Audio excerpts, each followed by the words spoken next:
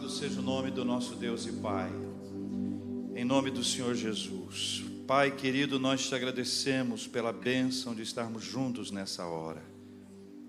No poder do Espírito Santo do Senhor, ilumina-nos e ministra ao nosso coração o que nós mais precisamos nesta hora, em nome de Jesus. Amém. Quero convidar você a caminhar com a gente pela palavra de Deus hoje e abrir a sua Bíblia, por gentileza, no primeiro livro de Samuel, no capítulo 16. Primeiro livro de Samuel, no capítulo 16, será o texto da leitura de hoje, que nós vamos fazer juntos, pensando sobre o rei Davi, numa pequena série que a gente vai fazer ao longo dos próximos domingos pela manhã. O rei Davi viveu várias histórias, né? A gente sabe que é o rei mais famoso de Israel. É sobre ele que se fala em Israel, ou sobre ele que aponta o maior símbolo que Israel tem, a estrela de Davi. Seu nome está em vários momentos da Bíblia, os salmos conhecidos, cantados, nós vamos nos lembrar deles na escrita de Davi. Davi teve vários episódios na sua vida. Desses vários episódios, alguns deles marcaram profundamente a sua história e são lembrados ao longo dos anos por pessoas queridas que vão se lembrando daquilo que Davi realizou e daquilo que aconteceu. Mantenha a sua Bíblia aberta no texto do primeiro livro de Samuel, capítulo 16, mas leia comigo aqui na tela, em casa, essa declaração bonita de Atos dos Apóstolos, capítulo 13, versículo 22. Atos 13, 22, na nossa tela, diz assim a palavra do Senhor. Leia comigo. Achei Davi, filho de Jessé, homem segundo o meu coração, que fará toda a minha vontade. Atos 13, capítulo 13, versículo de número 22. E a gente sabe que das histórias de Davi, algumas delas não parecem associadas com alguém segundo o coração de Deus. Também não parece com alguém que obedeceu ao Senhor o tempo inteiro. Não sei se você sabia, mas Davi não era anjo. Davi não era santo. Davi era humano. E pasme você, a Bíblia não é um livro que esconde os problemas que os seres humanos têm. É bem provável que qualquer um de nós, ao escrever a biografia de alguém na Bíblia, alguém que nós amamos, a gente dá uma excluída algumas coisas, sabe? Eu não vou deixar isso aqui, não. Esse negócio de Batseba aqui, eu vou dar uma pulada nessa história. A história de Elias. Elias na caverna. Não, vamos fazer o seguinte. Vamos botar Elias, lá do Monte Carmelo, e termina ali. E Elias foi recebido aos céus. Mas a Bíblia conta as histórias da gente, porque a gente é normal. Alguns, outros nem tanto. Quando alguém dizia assim, olha, como é que será o nosso novo normal? Eu ficava, não sei. Porque quem é normal? Se o novo normal é um normal igual ao normal anterior, normal? E eu quero deixar com você essa frase. O coração de Davi foi sendo moldado por Deus durante a caminhada. Pode falar comigo? O coração de Davi foi sendo moldado por Deus durante a caminhada. Para chegar lá, naquilo que o texto de Atos declara, um homem segundo o coração de Deus, que a gente repete, muita coisa teve que acontecer na vida dele. E algumas dessas coisas nós vamos ver nesse texto do primeiro livro de Samuel, no capítulo 16. Porque a história de Davi não é uma história de um capítulo, de uma cena, de um episódio. É a história de uma vida. E ao longo da vida dele, ele foi sendo moldado por Deus. E deixa eu te contar um negócio. Sabe como é que nós somos moldados por Deus? À medida que nós somos apresentados a Ele. À medida que Deus declara a sua presença, o Deus que faz as suas ações, e nós passamos a reconhecer quem é Deus, e à medida que nós reconhecemos quem é Deus, nós somos moldados por Ele. Vamos continuar normais, mais ou menos. Vamos continuar pecadores, não santos, mas buscando a santidade e a santificação na presença de Deus. E se por acaso nós viemos a cair em pecado, nós vamos encontrar na convicção de pecado motivo para nós confessarmos e nos arrependermos e mudarmos de vida para a glória do Senhor. 1 livro de Samuel, capítulo 16. Disse o Senhor a Samuel: até quando terás pena de Saul? Olha que expressão curiosa, né? Até quando terás pena de Saul, havendo-o eu rejeitado, para que não reine sobre Israel? Enche um chifre de azeite e vem, enviar-te a Jessé, o belemita, porque dentre os seus filhos me provi de um rei. Disse Samuel: como irei eu? Pois Saul saberá e me matará. Então disse o Senhor: toma contigo um novilho e dize: vim para sacrificar ao Senhor. Convidarás Jessé para o sacrifício. Eu te mostrarei o que hás de fazer, e ungir-me-ás a quem eu te designar. Fez, pois, Samuel o que dissera o Senhor e veio a Belém. Saíram-lhe ao encontro os anciãos da cidade, tremendo, e perguntaram: é de paz a tua vinda? Respondeu ele o quê? É de paz. Vim sacrificar ao Senhor. Santificai-vos e vinde comigo ao sacrifício. Santificou ele a Jessé e os seus filhos e os convidou para o sacrifício. Sucedeu que, entrando eles, viu a Eliabe e disse consigo, disse com seus botões, disse com seus pensamentos. Qual foi a frase dele? Certamente está perante o Senhor o seu ungido. Certamente. Porém, o Senhor disse a Samuel, leia comigo essa frase: não atentes para a sua aparência, nem para a sua altura, porque eu rejeitei, porque o Senhor não vê como vê o homem. O homem vê o exterior, porém o Senhor, o coração. Então chamou Jessé a Abinadab e o fez passar diante de Samuel, o qual disse: nem a este escolheu o Senhor. Então Jessé fez passar a Samá, porém Samuel disse: tampouco a este escolheu o Senhor. Assim fez passar Jessé os seus 7 filhos diante de Samuel, porém Samuel disse a Jessé: o Senhor não escolheu estes. Perguntou Samuel a Jessé: acabaram-se os teus filhos? Quantos foram aí, gente? Viu o desprezo? Acabaram os teus filhos? Olha quantos filhos você tem. Acabaram os teus filhos? O que diz o restante do texto? O que ele respondeu? Ainda falta o mais moço que está apacentando as ovelhas. Disse, pois, Samuel a Jessé: manda chamá-lo, pois não nos assentaremos à mesa sem que ele venha. Então mandou chamá-lo e fê-lo entrar. Como é que ele era? Conta para mim. Ele era ruivo, de belos olhos e boa aparência. Disse o Senhor: levanta-te e unge-o, pois este é ele. Olha que frase, que sentença linda. Versículo 13. Tomou Samuel o chifre do azeite e ungiu no meio dos seus irmãos. E daquele dia em diante, o Espírito do Senhor se apossou de Davi. Então Davi se levantou e foi para Ramá. Quero voltar ao começo do versículo 1. Samuel. A história de Samuel é muito interessante. Acho que vocês todos devem conhecer um pouco sobre ele. Com a história de Samuel, Davi aprendeu uma lição que eu guardo para a minha vida e quero que vocês guardem com vocês também. Deus faz milagres. Deus faz milagres. Para chegar a ser um homem segundo o coração de Deus, Davi precisou aprender que Deus faz milagres. A história de Samuel é um milagre. Ana, a sua esposa, a sua mãe, não podia ter filhos. Ela era uma senhora desejosa de ter filhos. Sonhava com isso, como muitas das nossas meninas sonham. A sua história é a história de alguém que se confrontou com a esterilidade, a infertilidade, que não tinha jeito humano para que ela fosse mãe, para que ela chegasse à maternidade. Ana faz aquilo que todos nós devemos fazer quando enfrentamos uma luta ou quando queremos clamar a Deus por alguma coisa extraordinária. Vamos à presença de Deus.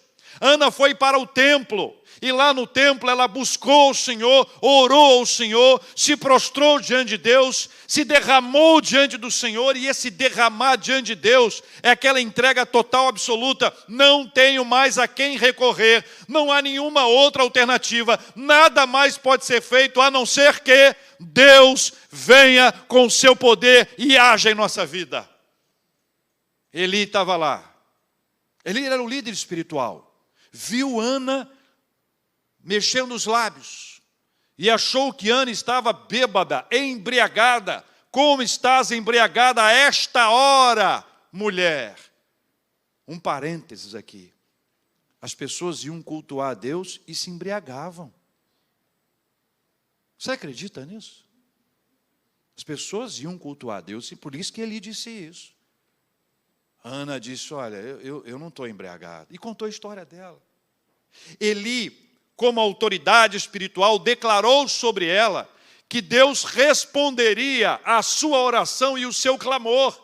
Ana já havia votado consagrar o seu filho a Deus, dedicá-lo para a obra do Senhor.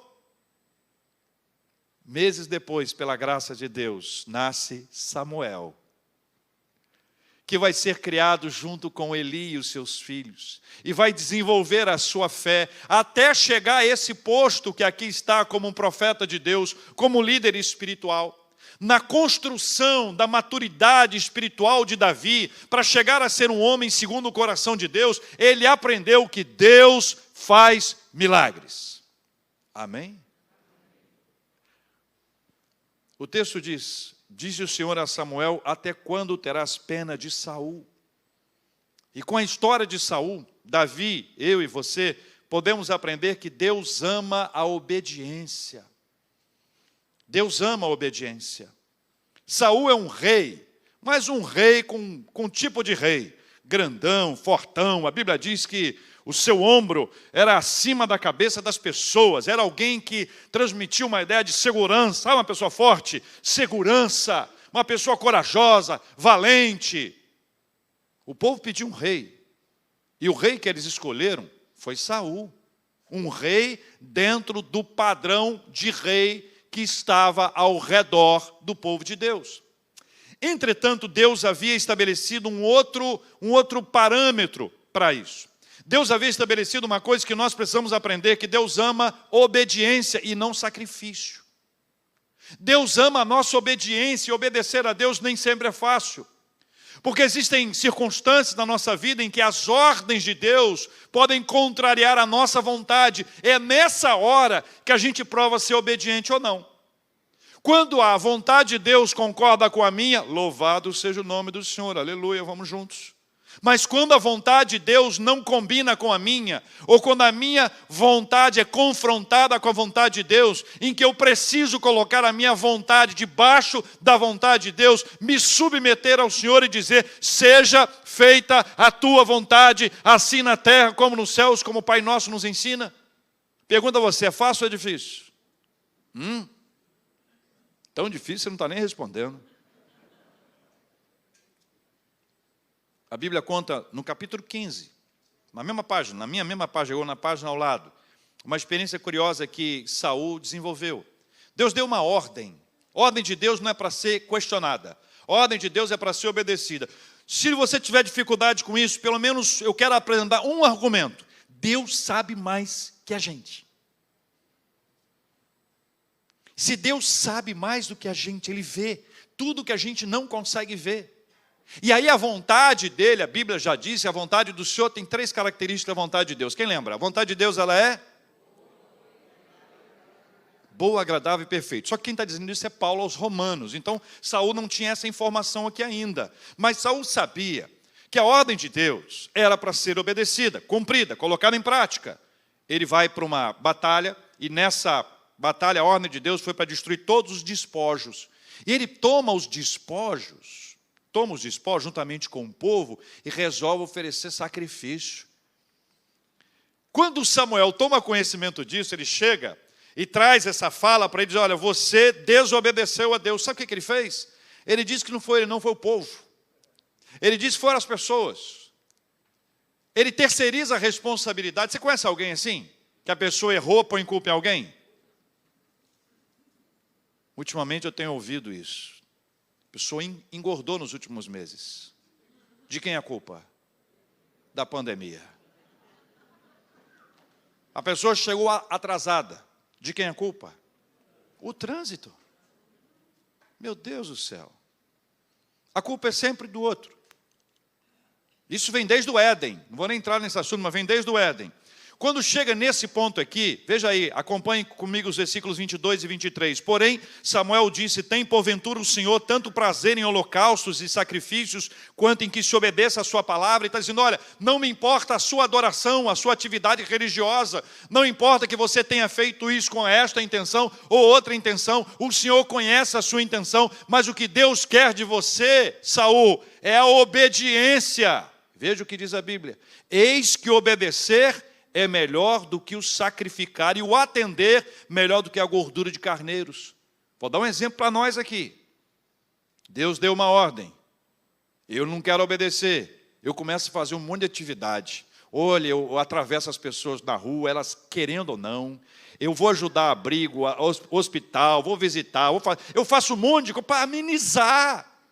É alguma maneira de amenizar a minha culpa. Eu me sinto culpado pela desobediência. Não adianta. É melhor obedecer do que sacrificar. Olha o versículo 23, o que diz aí? Porque, olha, é pesado, hein? Lê de novo aí comigo aí. Porque a rebelião é como o pecado de feitiçaria, e a obstinação é como a idolatria e culto a ídolos do lar. Visto que rejeitaste a palavra do Senhor, Ele também te rejeitou a ti, para que não sejas rei. Aí que Saul começou o seu fim. Para Davi aprender isso, para ser um homem segundo o coração de Deus, ele também pôde se utilizar dessa história, como nós podemos. Identificar que Deus ama a obediência. Uma terceira lição importante sobre esse assunto que a Bíblia nos traz e nós podemos aprender com ela, é que Deus escreve novas histórias. Deus escreve novas histórias. E essa tela que aqui está vai nos ajudar a ler esse texto bíblico, que eu quero pedir a sua ajuda para que você o faça, porque Deus ordenou que Samuel não tivesse pena de Saul e fosse à casa de Jessé, o belemita. Quem é Jessé? Pai de Davi. Mas quem é Jessé? Leia comigo o texto. Coloca na tela, por favor. Leia comigo. Salmão gerou de Raabe a Boaz. Este de Ruth gerou a quem? Obed. Obed a quem? A Jessé. Jessé gerou rei Davi. Rei Davi gerou a quem? Salomão. Da que fora mulher de Urias. Esse texto, Mateus 1, versículos 5 e 6, é a genealogia de Jesus. Davi aprendeu que Deus escreve novas histórias. Davi aprendeu que Deus escreve novas histórias. E as novas histórias que Deus escreve são novas histórias extraordinárias para a nossa vida. As histórias que Deus escreve são histórias que nos acompanharão para sempre. Primeiro, Raabe, lá em Jericó, está lembrada dela? Conhecida como prostituta, meretriz. Ela foi usada por Deus para preservar a sua família, a sua vida, porque ela preservou a vida dos espias que foram lá, antes que Jericó fosse totalmente destruída pelo povo de Deus, antes que as muralhas fossem milagrosamente derrubadas ao chão, sem uso de nenhum instrumento, sem uso de nenhuma força, uma obra extraordinária de Deus. Deus deu a esta mulher uma nova história, uma nova chance, como Deus sempre nos dá a possibilidade de viver uma nova história. Uma outra pessoa na genealogia que eu vou destacar para vocês é Ruth, nossa querida Ruth. A história de Ruth é linda, linda, linda. A história de Ruth pode ser lida no livro de Ruth, o livro que leva o seu nome. Ela tinha uma sogra maravilhosa, cujo nome era Noemi. Sogra maravilhosa.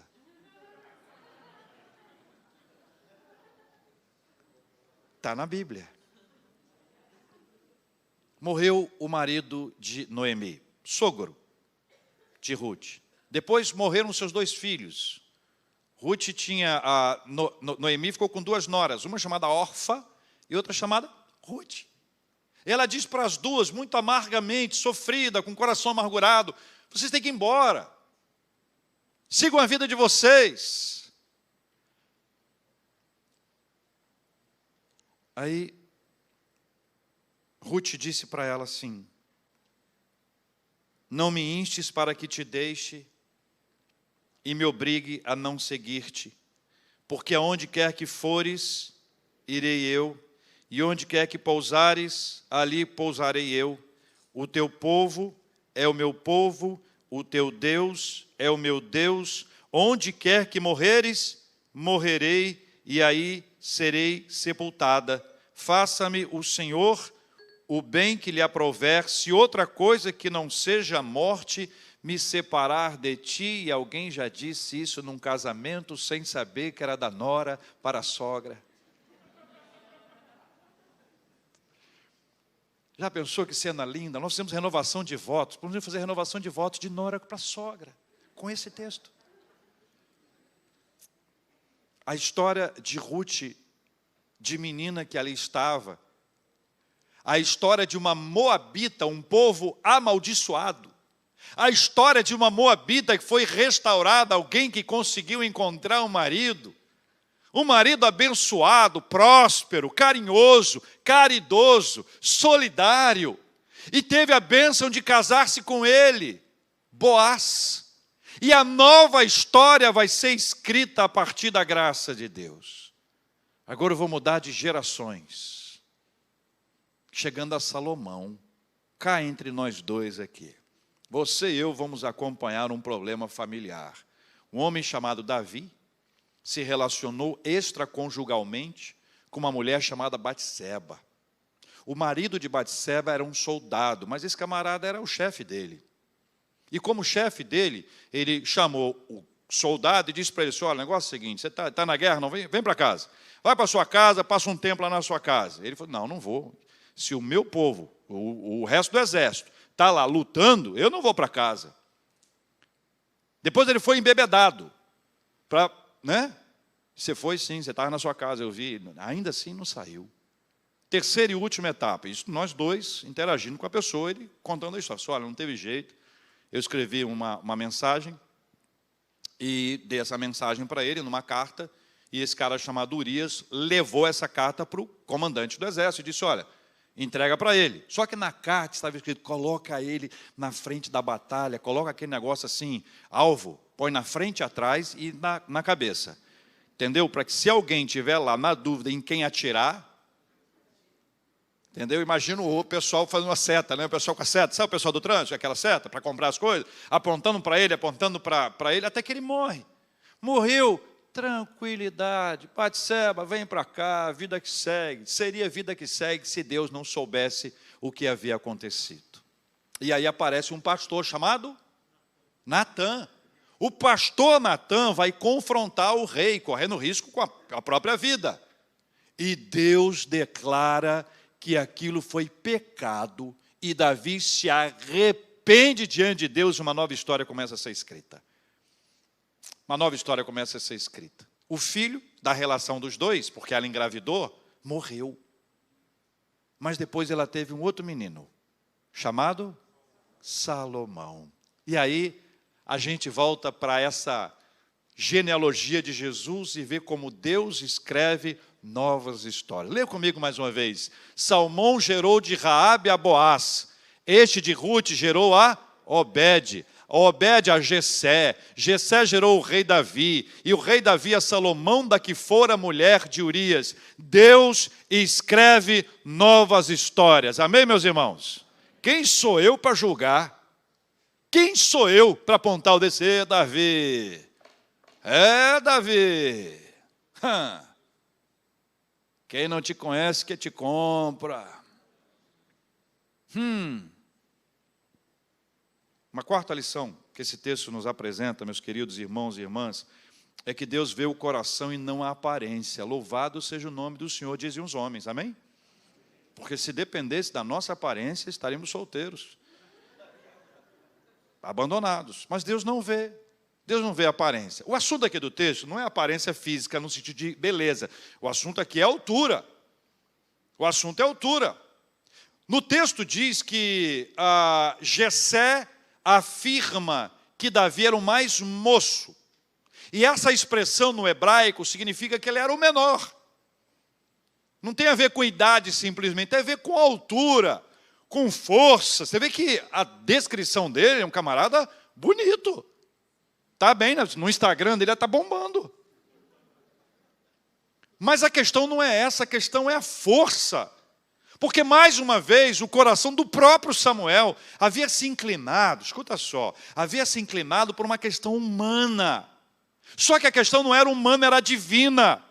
Não era a nossa força, era espiritual, era o poder do Senhor. Por isso Deus diz que Ele não vê a aparência, Ele vê o coração. E aí eu quero contar para você uma coisa muito importante. Aquilo que a gente sente, Deus sabe. Aquilo que a gente pensa, Deus sabe. Aquilo que a gente fez, Deus sabe. Aquilo que a gente está planejando, Deus sabe. Aquilo que será feito, Deus sabe. E ainda assim Ele nos ama. Ainda assim Ele nos ama. Davi, ao longo da caminhada dele, aprendeu que Deus vê o coração e não a aparência. Que a gente pode parecer fraco e ser fraco, mas a gente pode ser fortalecido pelo Senhor.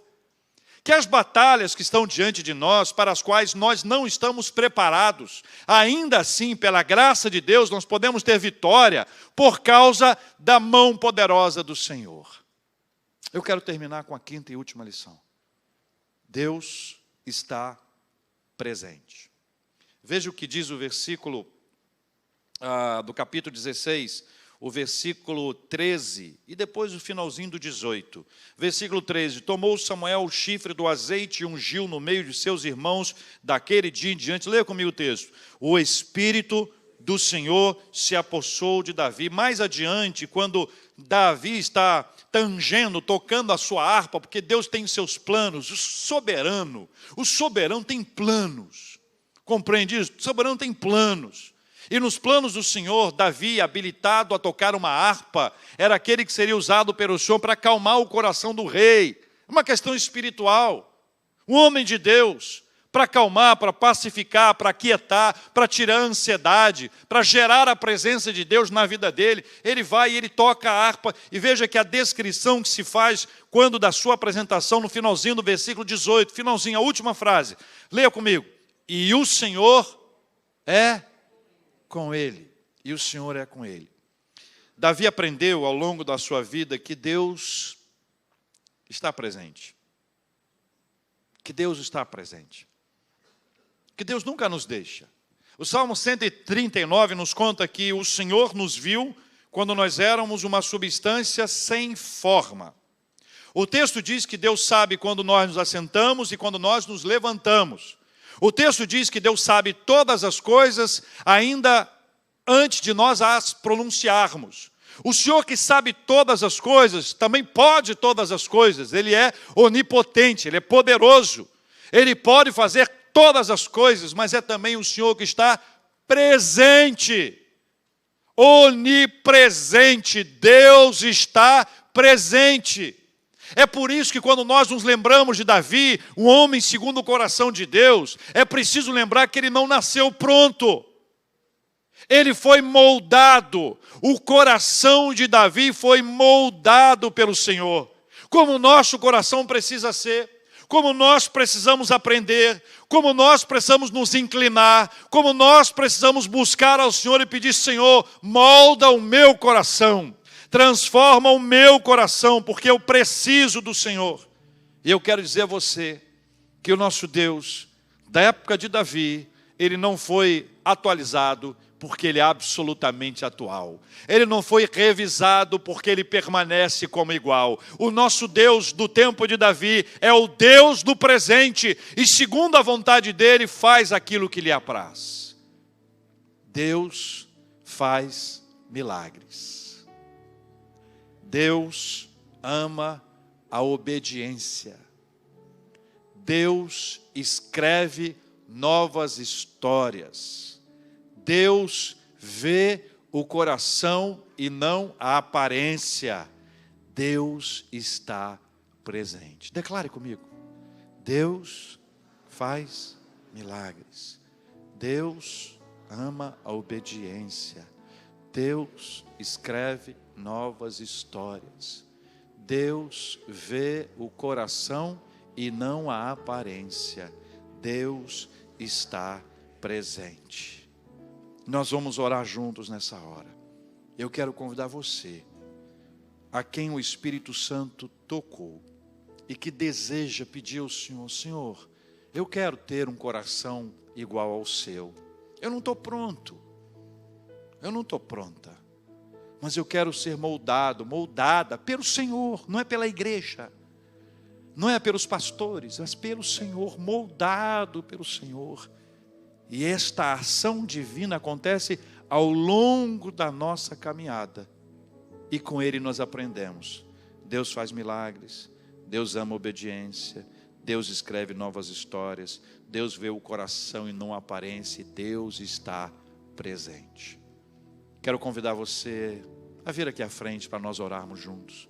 Como vamos orar também para agradecer ao Senhor pelas bênçãos recebidas, rendendo graças ao Senhor porque Ele é bom e porque a sua misericórdia dura para sempre. Enquanto estivermos cantando, venha, pode vir. Nós vamos orar juntos em nome de Jesus.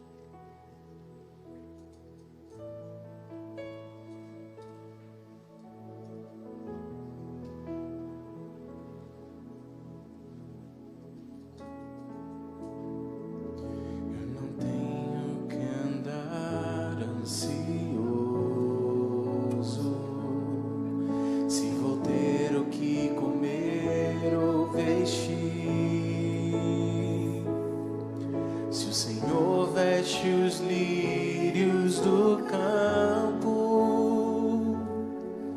o que mais não fará por mim? Eu não tenho que andar preocupado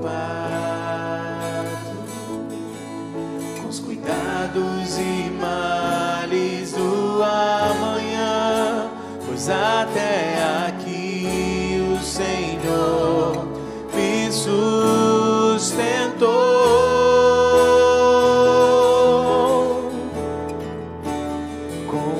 Confiarei em Ti, Senhor. Minha esperança está em Ti. Não há maior prazer do que saber que o meu Deus cuida de mim. Nosso Deus e Pai, em nome de Jesus, muito obrigado por moldar o nosso coração, para a gente chegar no ponto de ter o coração segundo o seu coração. Tanta coisa precisa sair,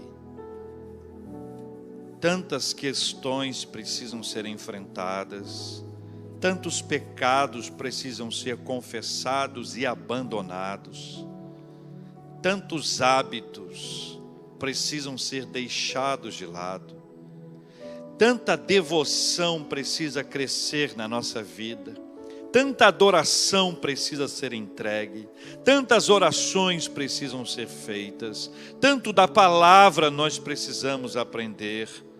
Deus amado, molda o nosso coração ao coração do Senhor e nos torne homens e mulheres segundo o coração do Senhor, em nome de Jesus.